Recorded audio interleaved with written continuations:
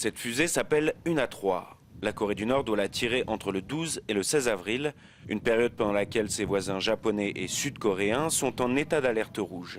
Pyongyang assure pourtant qu'il ne s'agit pas d'un test de missile balistique, mais du lancement d'un satellite d'observation. Celui-ci a même été dévoilé à la presse étrangère, mais les soupçons perdurent.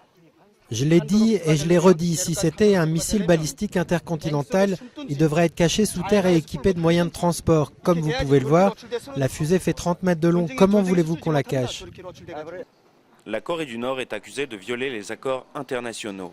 Une résolution de l'ONU lui interdit d'utiliser les technologies militaires à partir desquelles est en partie construite la fusée. Mais le pays reste déterminé à rejoindre le club des puissances spatiales mondiales. Nous n'avons que faire de ce que pensent les pays étrangers. Ce lancement est essentiel pour le développement de notre économie nationale. C'est pour ça que nous irons jusqu'au bout.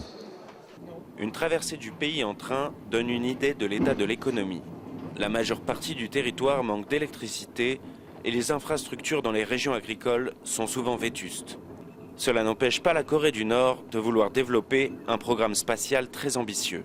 Si effectivement la Corée du Nord a un programme spatial, elle pourra lancer probablement des satellites de télécommunication, d'observation de la Terre, enfin toutes sortes de satellites. La question c'est combien ça va coûter et est-ce que la Corée du Nord aura suffisamment de moyens pour développer ces technologies. Jusqu'au lancement, le Japon, la Corée du Sud et les États-Unis garderont les yeux braqués sur ce pays. Après chacun de ces deux précédents tirs de fusée, la Corée du Nord avait procédé à un essai nucléaire.